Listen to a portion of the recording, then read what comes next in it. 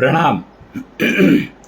मैं अश्विनी दिल्ली वाले अब आज आपके लिए एक नए टॉपिक पर, जो कि मेरा एक्चुअली फेवरेट टॉपिक है, भारतीय संस्कृति की एम्बेडेड टेक्नोलॉजीज, यानी भारतीय संस्कृति की छुपी हुई टेक्नोलॉजीज जो पता नहीं किसने छुपा दी, कब छुप गई, इसका अंदाजा ही नहीं है, और वो क्या दे सकती हैं, जो समग्र विकास, मानव का समग्र विकास करने के में जो सक्षम है, पूर्ण है, हर तरह की हैप्पीनेस, हर तरह का आनंद, पूर्ण आनंद, संपूर्ण आनंद देने में जो सक्षम है, वो सारी टेक्नोलॉजीज कब किसने छुपा दी, इस चीज के बारे में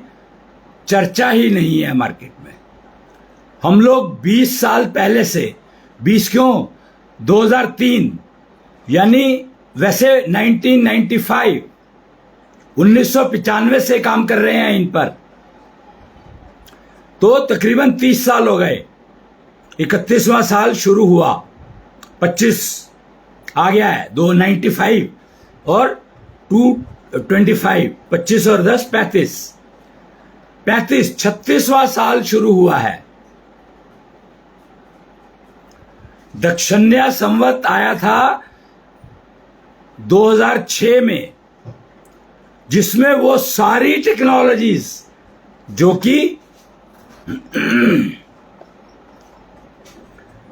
कि उपयोगी है मानव जन्म को सफल बनाने में, वो उसके अंदर दे दी गई हैं। और शुरुआत कैसे हुई थी सृष्टि की, कि जब हम देखते हैं, ये पीछे अगर आपको ये दिख रहा होगा चार्ट, इसमें लोटस का ये दिखा रखा है, लोटस का फूल, लोटस कमल। तो सनातन संस्कृति की शुरुआत कहते हैं कहां से हुई, लोटस कमल पर ब्रह्मा जी बैठे थे, और ब्रह्मा जी ने निर्माण शुरू किया सृष्टि का। तो शायद यहां पर सृष्टि शब्द को समझने में ही गलती हो गई। क्योंकि सृष्टि का निर्माण में अगर सब चीजें गिन रहे हैं हम, तो कमल का फूल तो पहले से था। वो जगह जहां पर कमल का फूल था, वो पानी, वो समुद्र, वो तो पहले से था।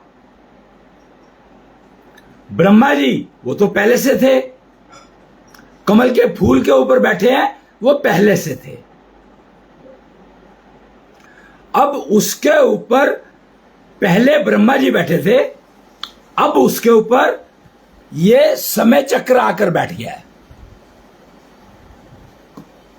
ये आया है, कौन से सन से आया था ये, गीता महोत्सव 2024 शायद, या 25, 2025 में था ना गीता महोत्सव, 2024 दिसंबर 2024, राइट। दिसंबर 2024 में गीता महोत्सव में ये दिखा कि कमल के फूल के ऊपर अब समय चक्र आ गया है, नवीन समय चक्र कहा गया है इसको। ये नाम लिखा हुआ है ऊपर, शायद आपको पता नहीं दिखाई दे रहा है कि नहीं दे रहा है। ये मैंने थोड़ा सा मोबाइल को हिलाया है तो ये दिख रहा होगा आपको, नवीन समय चक्र। और इस समय चक्र में क्या क्या लिखा है, ऊपर लिखा है प्राणाचार्य मूल वाक्य। प्राणाचार्य हैं एक, जिनका मूल वाक्य बनाया हुआ है, और उसमें ये कहते हैं, अहम सत्यम जगत सुंदरम, अहम शवम शिवम, पंच तत्व सत्यम, पंचारक सत्यम, योग व योगा सत्यम, कृष्णांश ही आत्मा सत्यम, सत्यम शिवम शवम। यहां पे आत्मा जो है कृष्णांश को कहा गया है, और नीचे समय चक्र में दिखाया है कृष्णांश कौन, कृष्णांश है हवा की ऊर्जा। और हवा वो जिसका आप उपयोग करते हो सांस लेने में, ब्रीदिंग।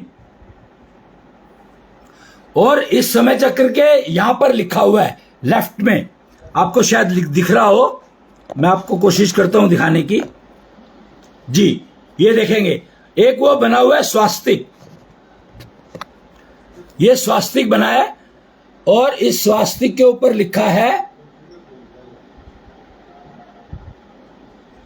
ऐशो सुदर्शन सीड, यानी सुदर्शन तो सुदर्शन चक्र से जुड़ता है, सुदर्शन चक्र का इससे कोई कनेक्शन होगा जरूर, लेकिन मैं उसकी बात नहीं कर रहा था, वो दिख गया मेरे को तो मैंने बताया आपको। उसके नीचे क्या लिखा है, ये जो लिखा है, ये लिखा है भारतीय संस्कृति के श्रेष्ठ तकनीकी आधार बिंदु। और इधर राइट में एक वो लिखी है लाइन, ये देखेंगे आप, पृथ्वी को आभायुक्त बनाने में सहभागी बने। और उसके ऊपर लिखा है दक्षिण्या संवत्सर 19, ये खत्म होने वाला है 21 सितंबर 2024 से शुरू हुआ था, 30 सितंबर 2025 को खत्म हो जाएगा, 1 अक्टूबर से नया शुरू होगा। खैर, तो इसमें जो ये समय चक्र दिखाया गया है इसको समझें। ये क्या कह रहा है, ये कह रहा है कि 5 तरह के ज्ञान है जो मनुष्य को प्राप्त करने हैं। मानव जीवन का आधार ये 5 ज्ञान हैं। हम लोग समग्र विकास की बात कर रहे हैं। समग्र विकास मतलब होलिस्टिक डेवलपमेंट, और होलिस्टिक डेवलपमेंट का मतलब है मानव शरीर षोडशी रहे, 16 का दिखे, 16 का रहे और 16 का ही जीवन बिताए पूरी जिंदगी। सनातन, सनातन का मतलब है 16 के रहो, 16 के दिखो, 16 के ही पूरा जीवन व्यतीत करो।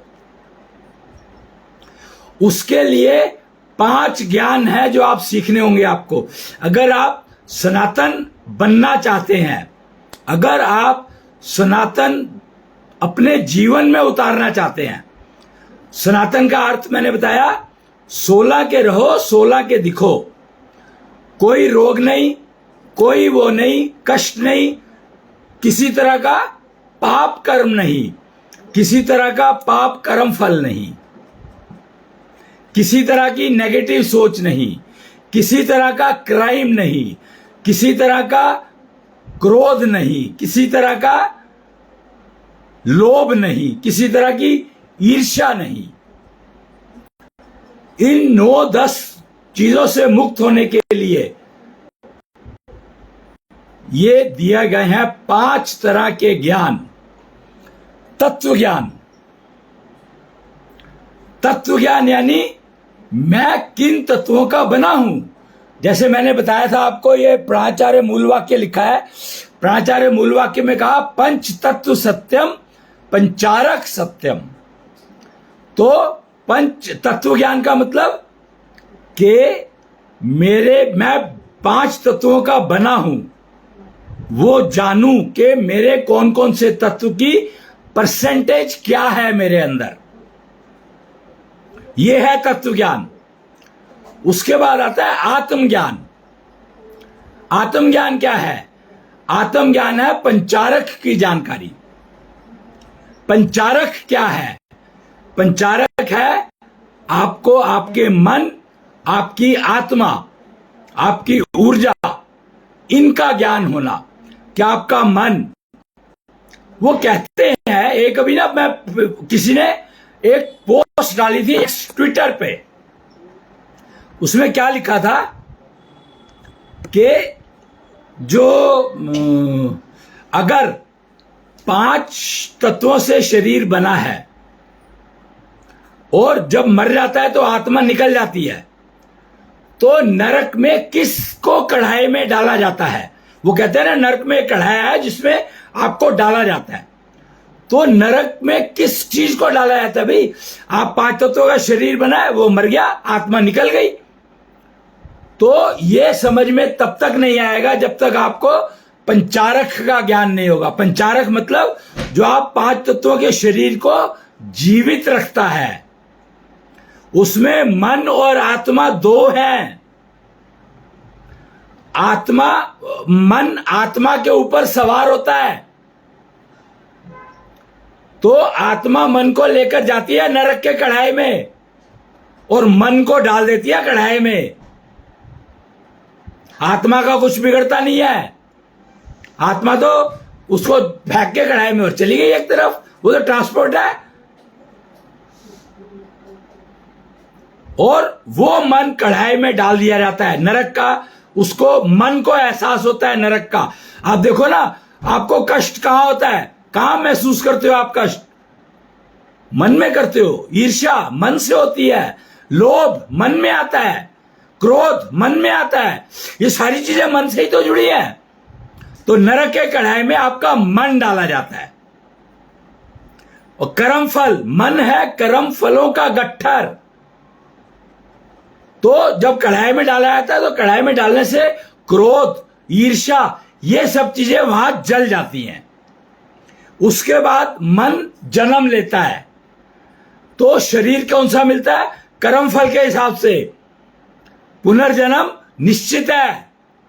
लोगों ने समझ लिया पुनर्जन्म का मतलब है कि मैं मानव शरीर में था और मुझे मानव शरीर मिल जाएगा। इतना आसान नहीं है। मानव शरीर अगर पुनः प्राप्त करना है तो आपको वो कर्म करने ही पड़ेंगे जिससे आपको पुनः मानव शरीर तुरंत प्राप्त हो जाए। नहीं तो नरक के कढ़ाई में तो जो होगा वहां पर सिर्फ काम, क्रोध, लोभ, मोह, ईर्ष्या, इनको जलाया जाता है। बाकी कर्म फल नहीं जलते हैं उसमें। मन कहां गया? आपने समझने की कोशिश ही नहीं करी कभी कि मन गया कहां, बुद्धि कहां गई, आपकी मेमोरी कहां गई। तो ये सारी मन के साथ है। ये सारी चीजें मन के साथ जाती हैं। और कढ़ाई में, नरक में कढ़ाई में डालने का मतलब समझो आप। नरक के कढ़ाई में आपके काम, क्रोध, लोभ, मोह, ईर्ष्या जला दिए जाते हैं। कर्म फल नहीं। कर्म फल तो आपको भुगतने ही पड़ेंगे, फिर आपको शरीर मिलता है। अगर आपने ऐसे कर्म किया कि आपको मानव शरीर मिले तो आप बच्चे के रूप में जन्म लेते हो, तो क्या आपको लोभ होता है? आपने कभी देखा है बच्चे को लोभ हो? पैदा हुआ बच्चा, क्या आपने कभी देखा है उसको क्रोध आता हो? कभी आपने देखा उसको कि वो ईर्ष्या करता हो? बच्चे के रूप में वो आता है क्योंकि वो नरक के कढ़ाई में जलकर आया है। क्योंकि वो नरक के कढ़ाई में जलकर आया है तो ये 5 पापों से मुक्त है। 5 पाप गुरु ग्रंथ साहब में क्लियरली डिफाइन किए गए हैं। काम, क्रोध, लोभ, मोह, ईर्ष्या। और नरक का कढ़ाया, नरक जाते ही आप इसलिए हो क्योंकि ये 5 आपके अंदर विकसित हो जाते हैं। इसीलिए आपका विकास रुक जाता है, इन चीजों का विकास हो जाता है। यही समस्या है समझने की कि समग्र विकास का मतलब है ये 5 चोर मार दिए आपने अपने आप को नरक में यहीं पर जला लिया। और नरक आप समझ लो गर्भ। जब बच्चा गर्भ में आता है तो उसको वो नरक बोला जाता है। क्यों? क्योंकि वहां पर उसके कंट्रोल में कुछ नहीं है बेचारे के। वो चाहते हुए भी कुछ नहीं कह पाता, कुछ नहीं कर पाता। नरक का मतलब क्या? कढ़ाई में डालने का मतलब क्या है कि तेल है कोई उसके अंदर डाल दिया, तो वो जो बैलून है जिसके अंदर वो बच्चा रहता है उसके अंदर वही तेल है नरक का। और हर गर्भ में, चाहे किसी भी बॉडी में हो, किसी भी जानवर की बॉडी हो या इंसान की हो, फर्क नहीं पड़ता है। नरक गर्भ में जो है, वो जो थैला है, बैग है, वही नरक है और उसमें डाल दिया जाता है। और जब वो पैदा होता है तो उसके पास ये पांचों चीजें नहीं होती हैं।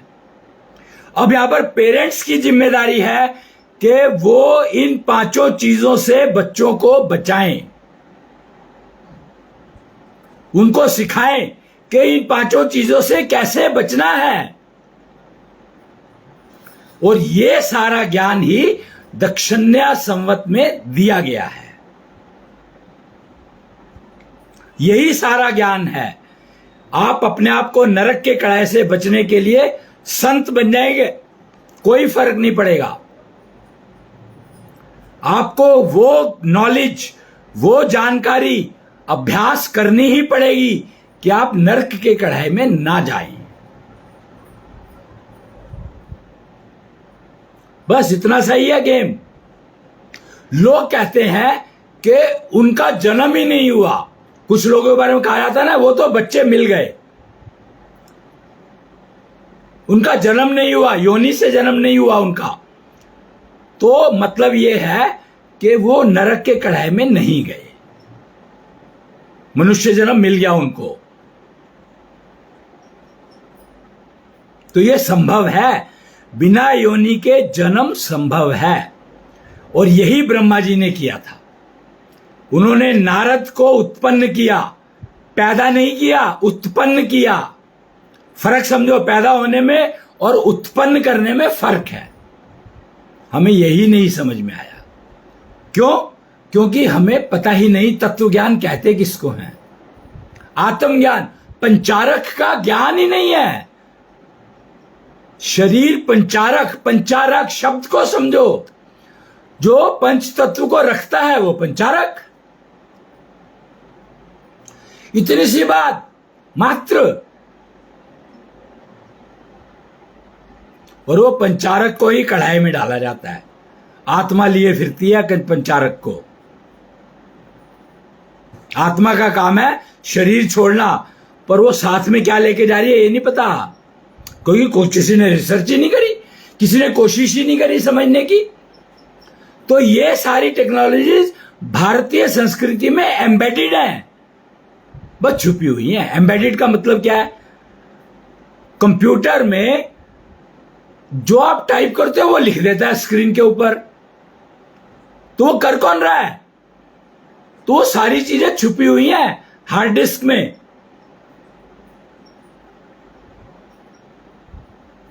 इतनी सी बात नहीं समझ आती यार आप लोगों को कि कितना सिंपल सा है समझना इसको, इस बात को कि पंच तत्व मतलब कीबोर्ड और डिस्प्ले, और पंचारक मतलब जो कीबोर्ड से इनपुट ली और उसको डिस्प्ले पे दिखा दिया। और आपकी मर्जी से दिखाएगा, अपनी मर्जी से नहीं दिखाएगा। आपकी इच्छा जो है टाइप करने की, जो आप लिखोगे वो दिखा देगा। तो पंचारक आप बना रहे हो अपना, वही है कर्मफल। कर्मफल किसको कहा गया है? मेरी इच्छा थी ये काम करने की, मैंने कर दिया। मैंने टाइप किया ए, डिस्प्ले ने दिखा दिया ए। इसका मतलब ए टाइप कर रहा मैंने अपनी जिम्मेदारी से किया था टाइप। तो वो ए लिखा हुआ आपका कर्मफल है। कर्मफल का इतना सिंपल सा कॉन्सेप्ट आपको नहीं समझ में आता तो समग्र विकास तो क्या, आप मानव भी बनने के लायक नहीं हो। इतनी सिंपल सी चीजें अगर आप नहीं समझ पाते तो आपके ही टोटल कंट्रोल में है आपका पंचारक। और आपका पांच तत्वों का शरीर आपके पंचारक के कंट्रोल में है, आपके कंट्रोल में नहीं है। आपके कंट्रोल में आपका पंचारक है। समझना ही होगा, कोई चॉइस नहीं है, कोई चॉइस है ही नहीं। भारतीय संस्कृति की तकनीकी आधार बिंदु समझने ही होंगे। इसके अलावा पूरे संसार में कुछ नहीं है, पूरे यूनिवर्स में कुछ नहीं है, पूरे ब्रह्मांड में कुछ नहीं है। पूरी गैलेक्सीज, जिस मर्जी गैलेक्सी में चले जाओ कुछ नहीं मिलेगा, मिलेगा ही नहीं। सब कुछ इस छोटे से समय चक्र में निहित है सब कुछ। फिर इसमें बताया आत्मज्ञान यानी पंचारक का ज्ञान। फिर तीसरा बताया आयु ज्ञान। आयु ज्ञान क्या है? आयु ज्ञान है आपके जीवन पर्यंत स्वस्थ रहने का तरीका। बस प्राणाचार्य मूल वाक्य, इसको इंप्लीमेंट कर लो, काम खत्म। तो प्राणाचार्य की शरण में तो आपको जाना ही पड़ेगा, आपके पास कोई चॉइस नहीं है अगर आपको आयु ज्ञान समझना है तो। किसी भी प्राणाचार्य के पास चले जाओ, बहुत सारे शिष्य होंगे उनके, कहीं पर चले जाओ। एक आचार्य सत्यम है कोई उज्जैन में, उनसे जानकारी प्राप्त करो। किसी भी निश्चल मंदिर में जाके जानकारी प्राप्त कर सकते हो, सब जगह मिल जाएगी आपको, पूरे पृथ्वी पर जहां मर्जी। बस निश्चल टेम्पल होना चाहिए, देख लो आप वहां पर लिखा हुआ। तो आपको आयु ज्ञान यानी स्वस्थ रहने का तरीका, ये प्राणाचार्य की देन है, आप उपयोग करो उसको। आयु ज्ञान। नेक्स्ट है ज्योति ज्ञान। ज्योति ज्ञान है आपका कैरियर, कि आप जीवन में जीविका कैसे आप वो करोगे प्राप्त। जीविका, आजीविका, भोजन, ऐसा पैसा नहीं कमाना जो कर दे बीमार समझ लो।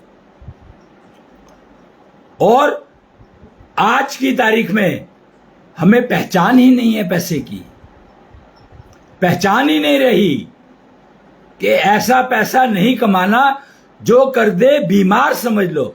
अब पंडित कहने लगे हैं मंदिरों में, बाकी जगह का मुझे पता नहीं है, बाकी धार्मिक संस्थानों में क्या होता है, पर अब पंडित कहने लगे हैं मंदिरों में कि आप अगर दान 10 रुपए भी कर रहे हो तो अपनी अच्छी कमाई का करना।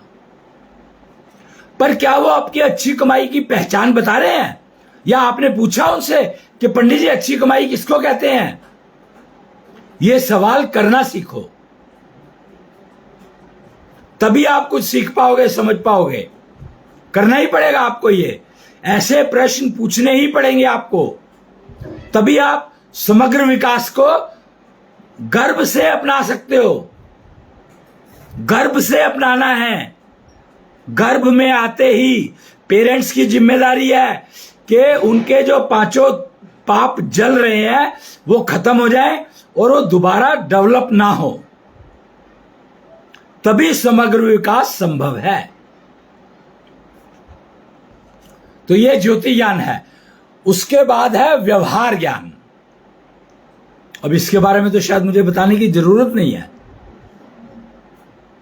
व्यवहार ज्ञान ही समाज है, व्यवहार ज्ञान ही राष्ट्र है, व्यवहार ज्ञान ही कुटुंब है, व्यवहार ज्ञान ही परिवार है, व्यवहार ज्ञान ही मित्र है, व्यवहार ज्ञान ही सर्वत्र है,